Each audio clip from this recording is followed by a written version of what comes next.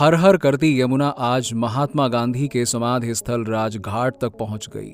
सुबह होते होते मेन गेट आधा पानी में डूब चुका था। मेन गेट पर जहां राजघाट लिखा है वो आधा पानी में डूबा हुआ दिख रहा है। राजधानी के कई इलाके बाढ़ के पानी में डूब चुके हैं। लाल किले तक को कुछ दिनों के लिए बंद करना पड़ा।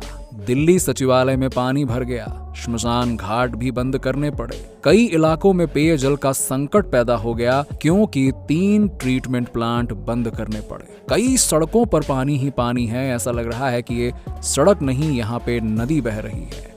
आज राजघाट की तस्वीर देख लोग सोशल मीडिया पर लिख रहे हैं, हे राम। आधी रात के बाद यमुना का पानी महात्मा गांधी की समाधि राजघाट परिसर में पहुंच गया। राजघाट रिंग रोड पर है और यमुना नदी के पास है। कल से ही रिंग रोड पर पानी आना शुरू हो गया था और दिल्ली की कई सड़कों पर नाव भी चलती हुई देखी गई थी। ये नज़ारा देश ही नहीं बल्कि दुनिया भर के लोगों को हैरान कर रहा है, क्योंकि ये नज़ारा कहीं किसी गली मोहल्ले का नहीं बल्कि देश की राजधानी दिल्ली का है।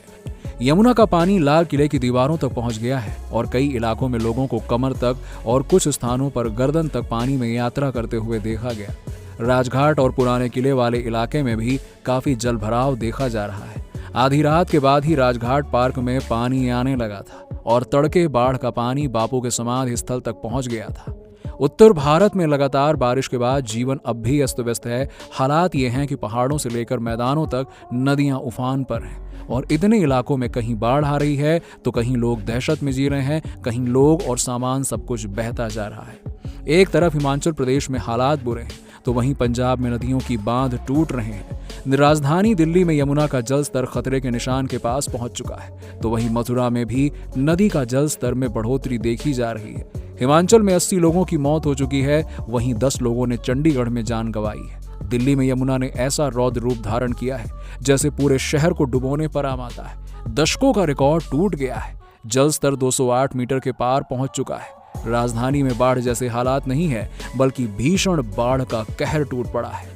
हजारों लोगों को सुरक्षित इलाकों में पहुंचाया जा रहा है। बाढ़ग्रस्त इलाकों में घर, दुकान सब कुछ पानी में डूब चुके हैं। रेस्क्यू ऑपरेशन चलाया जा रहा है। दिल्ली में जो यमुना प्रदूषण और लगातार अतिक्रमण से किसी नाले जैसी हो गई थी, अब वो इतना विकराल रूप ले चुकी है कि हर तरफ हाहाकार मचा हुआ है। इंसानी अतिक्रमण पर जैसे कुदरत अपना बुलडोजर चला रही है, पलट कर जवाब दे रही है और बोल रही है कि देखो यही है तुम्हारे कर्मों का फल। वहीं बताते चलें कि दिल्ली के डूबने के जिम्मेदार हम और आप भी कम नहीं हैं। ऐसा लग रहा है कि हमने दिल्ली में यमुना की जो दुर्गति की है उसका बदला लेने पर यह नदी उतारू हो गई है। ओ जोन यानी कि वो जोन यानी कि नदी का वो इलाका जहां किसी भी तरह का निर्माण प्रतिबंधित होता है, उसमें धड़ल्ले से अवैध निर्माण होते रहे। यमुना के पेट तक में निर्माण किया गया। बात चाहे पूर्वी दिल्ली के मयूर विहार और आसपास के इलाकों की हो, या फिर दक्षिणी दिल्ली के मदनपुर खादर की हो, या फिर नॉर्थ ईस्ट दिल्ली में वजीराबाद और आसपास के इलाकों की हो, हर जगह यमुना में बड़े पैमाने पर अतिक्रमण हुआ। डीएनडी से लेकर गीता कॉलोनी, ओखला, वजीराबाद और पल्ला बेल्ट तक अतिक्रमण ही अतिक्रमण है। यमुना के एकदम किनारे नई नई कॉलोनियां उगती जा रही हैं। जैसे बरसात के मौसम में नए पेड़ फल उगते हैं ना, वैसे ही जैतपुर एक्सटेंशन, सोनिया विहार, राजीव नगर जैसी कॉलोनियां इसके उदाहरण हैं। यमुना किनारे धड़ाधड़ अवैध निर्माण से नई नई कॉलोनियां आकार लेती जा रही हैं। एनजीटी ने कभी यमुना किनारे खेती पर ही प्रतिबंध लगाया हुआ था, वहां अब खेती तो छोड़िए, अवैध पक्के निर्माण तक धड़ल्ले से होते जा रहे हैं। दिल्ली डेवलपमेंट अथॉरिटी ने 2020 में एनजीटी को एक रिपोर्ट सौंपी थी जिसके मुताबिक यमुना के फ्लड प्लेन में करीबन 960 हेक्टेयर जमीन पर अतिक्रमण हो रखी थी। यहां तक कि बाकी चीजें छोड़िए, सरकार भी यमुना के आंचल में निर्माण से हिचकी नहीं। Yamuna bank metro station, Commonwealth games village, millennium park bus depot इसके जीते जागते सबूत हैं। इन सबका निर्माण कहां हुआ? ओ जोन में, जहां निर्माण नहीं होना चाहिए, प्रतिबंधित है और प्रकृति के साथ छेड़छाड़ होगी तो उसका बुलडोजर एक ना एक दिन तो चलेगा ही चलेगा। यमुना के विकराल रूप लेने की एक सबसे बड़ी वजह उसमें सिल्ट का बढ़ना भी है। South Asia network on dams reverse people के एसोसिएट कोऑर्डिनेटर भीम सिंह रावत ने न्यूज एजेंसी को बताया कि सिल्ट जमा होने से यमुना का रिवर वेड ऊंचा हो गया है। उन्होंने बताया कि वजीराबाद से ओखला तक 22 किलोमीटर के दायरे में ही 20 से ज्यादा पुल बने हैं। इससे नदी में सिल्ट जमा होता जा रहा है। यमुना सफाई के नाम पर करोड़ों स्वाहा, नतीजा मिला कुछ भी नहीं। दिल्ली में यमुना को साफ करने के नाम पर हजारों करोड़ों रुपए से ज्यादा खर्च हो चुके हैं, लेकिन उसकी तस्वीर नहीं बदली। ये जो काला पानी है ना, वो काले से सफेद होने का नाम नहीं ले रहा। सुप्रीम कोर्ट 1994 से यमुना में प्रदूषण को खत्म करने के लिए उठाए गए कदमों की निगरानी कर रही है। तब से शुरुआती 21 सालों में ही यमुना की सफाई के नाम पर यूपी ने 2052 करोड़, दिल्ली ने 2387 करोड़ रुपए और हरियाणा ने 549 करोड़ रुपए खर्च कर दिए, लेकिन यमुना तो काली की काली रह गई। दिल्ली में यमुना को साफ करने के लिए 2017 से 2021 के दौरान 5 वर्षों में ही 8,856.91 करोड़ रुपए खर्च किए गए, लेकिन यमुना का पानी आचमन तो छोड़िए, नहाने के लायक भी नहीं बचा। प्रदूषण घटने के बजाय और बढ़ गया और इस साल जनवरी में आई एक रिपोर्ट के मुताबिक पिछले 8 सालों में यमुना में प्रदूषण का स्तर 2 गुना हो गया है। यानी कम नहीं हो रहा है पैसा खर्च करने के बाद, पैसा भी खर्च हुआ और प्रदूषण भी बढ़ा, वो भी 2 गुनी रफ्तार से। 35 सीवेज ट्रीटमेंट प्लांट में से सिर्फ 9 ही मानक स्तर के तहत काम कर रहे थे।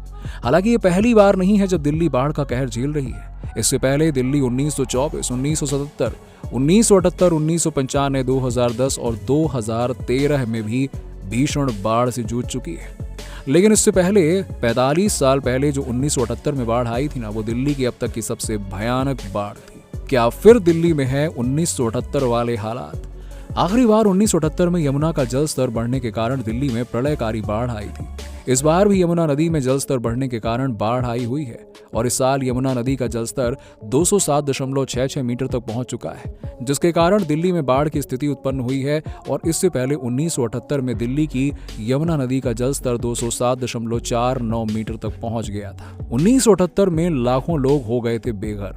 दिल्ली ने 1978 में बाढ़ के कारण जो प्रलय देखी थी ना, उससे पहले आई किसी भी बाढ़ में ऐसे हालात नहीं बने थे। लोगों के घरों में बाढ़ का पानी घुस गया था, जिसके कारण लोगों को बेघर होना पड़ गया था और इस बार भी दिल्ली में हजारों लोगों को अपना घर छोड़कर जाना पड़ा है। यमुना का जैसा अभी जल स्तर प्रलयकारी हो गया है, उस समय भी ऐसे ही हालात थे, ऐसा ही हुआ था।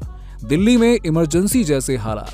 मीडिया रिपोर्ट्स के अनुसार 1978 में जो दिल्ली ने बाढ़ देखी थी, इससे पहले 100 सालों तक ऐसी बाढ़ नहीं देखी गई थी और देश की राजधानी में आपातकाल जैसी स्थिति हो गई थी।